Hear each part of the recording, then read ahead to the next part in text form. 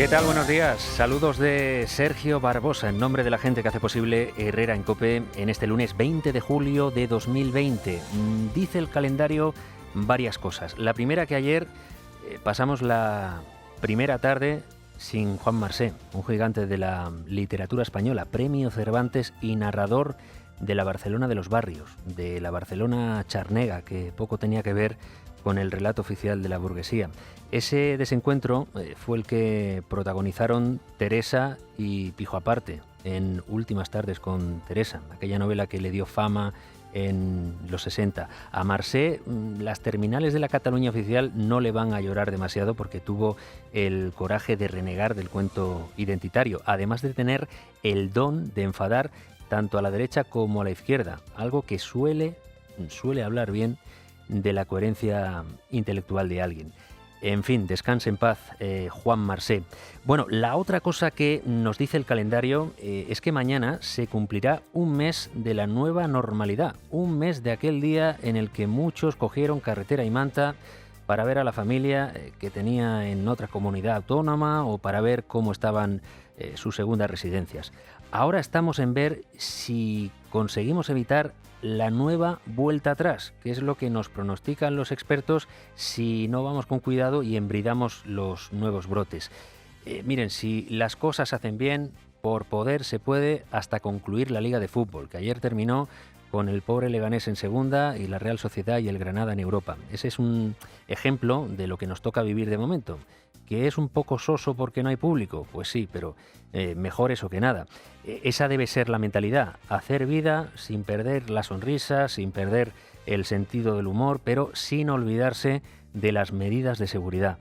Pues esta, que empezamos ahora, va a ser una semana clave para contener los brotes o acercarnos un poco más a una transmisión comunitaria más global que coloque en una situación complicada a este país. País, España, que esta madrugada se ha seguido pegando en Bruselas por las ayudas económicas, y los países del norte, esos que son pequeñitos y con el puño apretado, son duros de pelear, sobre todo el holandés.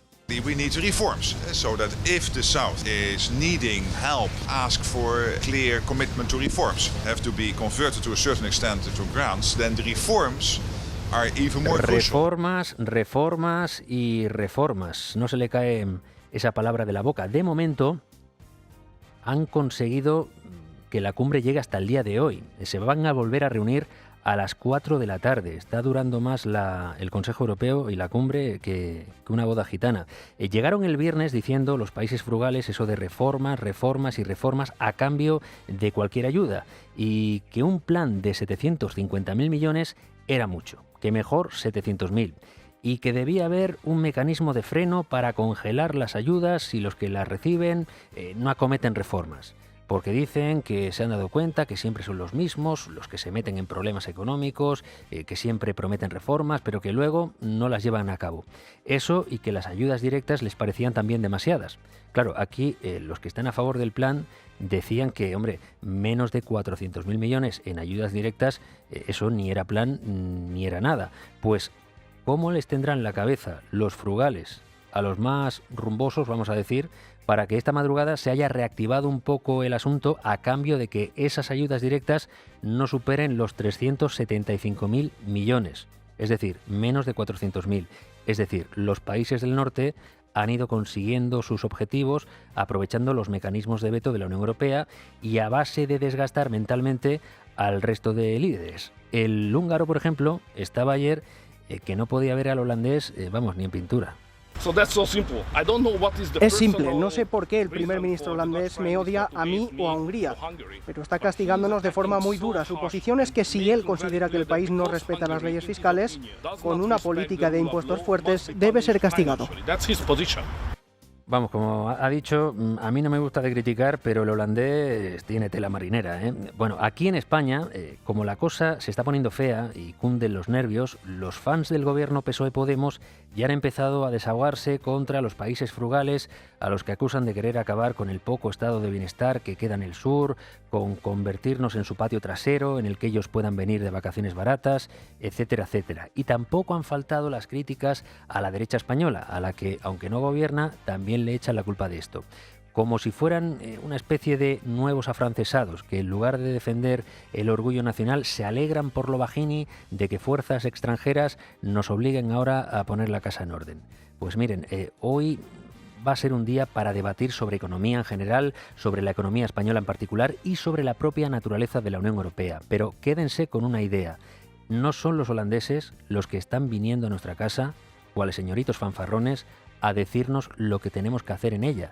Somos nosotros los que hemos ido a la suya. De hecho, Sánchez hizo una gira por los países del puño apretado para pedirles que se estiren un poco. Que es verdad que el dinero en sí lo pide la Unión Europea, pero esos países, que tienden a ser pequeños, Holanda, Austria, Suecia, Dinamarca o Finlandia, tienen que avalar su parte. Y son países que saben que no son sistémicos. Es decir, que si ellos se hundieran, lo mismo la Unión Europea podría seguir adelante aplicándoles solo a ellos unas condiciones duras.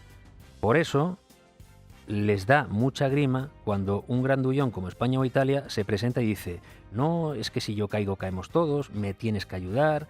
Ellos lo interpretan esto como una especie de chantaje. Pero claro, una vez vale, pero cuando la crisis financiera de 2008 a ti te pega más fuerte que a nadie y te tienen que ayudar, y luego viene la pandemia y también te pega a ti más fuerte que a nadie sin que hayas mejorado tu resistencia económica respecto a la crisis anterior, otra vez con el paro por las nubes y el PIB por los suelos, y te presentas con un gobierno que aumenta el gasto sin contener el gasto superfluo, que se medio inventa, como dice la AIREF, 10.000 millones de ingresos, o por lo menos no justifica de dónde los va a sacar, y encima te presentas con un gobierno cuyo vicepresidente apoyó en 2017 la campaña a favor del impago de la deuda soberana en la Unión Europea, pues oiga, normal que se escamen un poco y que piensen, ¿y estos cuándo se van a poner las pilas? Pues el que debería ponerse las pilas, Pedro Sánchez, insiste en el argumento de la urgencia y en la promesa de usar bien el dinero. Y por tanto creo que estamos obligados todos a llegar a un acuerdo. Ese acuerdo tiene que plantear un fondo de recuperación que transforme nuestras economías en economías mucho más resilientes, verdes, digitales, inclusivas, donde Eso la cohesión... lo decía Pedro Sánchez al comienzo de la cumbre, porque últimamente se le ve poco el pelo, se le nota que está sudando tinta. Pues si las ayudas se retrasan, hay sectores que lo van a pasar francamente mal. Estamos pensando, por ejemplo, en el turismo, que tiene a 1 millón de personas en el ERTE, que ya perdió antes de verano 30.000 millones y que ve cómo el mes de agosto se puede poner feo por culpa de los brotes. Como se puso feo ayer, por cierto, lo de Albacete. Un ejemplo de hasta dónde puede llegar la tensión social si mezclamos virus con limitaciones para trabajar. Esto no tiene sentido. No, si es que ha salido en la televisión que están enfermos. Pues claro que están enfermos, están ahí aislados. Claro, que los confinen y se acaba. Entiendo por qué hacen En las afueras de la ciudad de Albacete hay un asentamiento de temporeros, de esos donde las criaturas conviven como pueden. Ahí se juntan los que consiguen trabajo en el campo pero quieren ahorrarse un alojamiento más caro y los que llegan sin tener contrato a ver qué pasa. Pues les habían confinado porque 21 de ellos, sobre un total de 500 más o menos, habían dado positivo. ¿Qué hizo un centenar de esos temporeros confinados? Pues saltarse el confinamiento e irrumpir en las calles de Albacete, cortando el tráfico, golpeando algunos coches, desalojando a la gente de las terrazas, destrozando algún bar, etcétera, etcétera. En fin, momentos de mucha tensión en Albacete, mientras el ayuntamiento ha conseguido que volvieran a confinarse, mientras estudia cómo realojarles en otro lugar. Algunos de esos temporeros decían que si están confinados no trabajan y si no trabajan no cobran.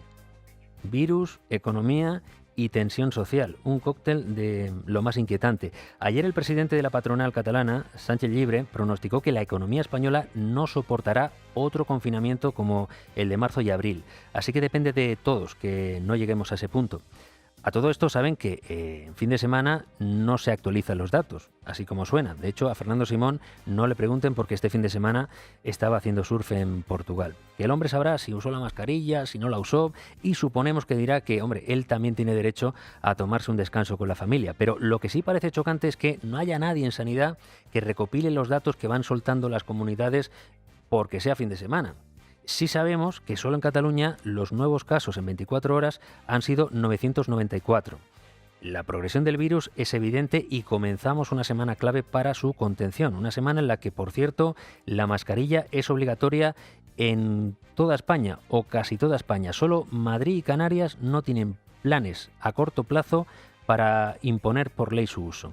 Lo que parece que se enfría es la última idea de Baleares. Dicen que siguen en estudio, pero lo cierto es que han echado el freno a la idea de pedir cuarentenas a los visitantes que vengan de lugares conflictivos, incluso dentro de España, tipo Cataluña o Aragón.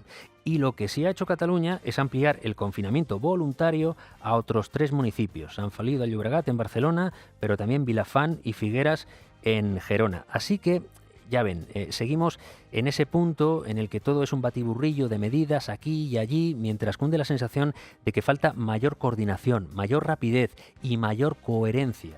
Ya de entrada lo de Barcelona. Ayer fue muy significativo. Calles más vacías, pero playas llenas. Pero llenas de tener que cerrarlas en algunos momentos porque estaba el aforo completo. Claro, cuando una misma autoridad pide a la gente que solo salga de casa para lo imprescindible, pero al mismo tiempo deja ir a la playa, algo de coherencia nos falta. De momento las medidas restrictivas pues no se están cumpliendo ni nada por el estilo. Y ahora está saliendo creo que una ley de que entraremos nuevamente creo que en la fase 2 si no estoy mal y bueno, por parte del gobierno se está pidiendo que por favor se mantengan un poco más en casa y cosas así, pero de momento creo que no se ha hecho oficial nada. Es un ejemplo muy gráfico de cómo estamos, de no saber si vamos a setas o a Rolex, porque inquietan los brotes, pero no se quiere dar la puntilla al verano. Consejo para la ciudadanía, respeten las normas. Consejo para los políticos, pongan rastreadores, porque a estas alturas tenemos menos de la mitad de los que harían falta. Y no será porque no se sabía.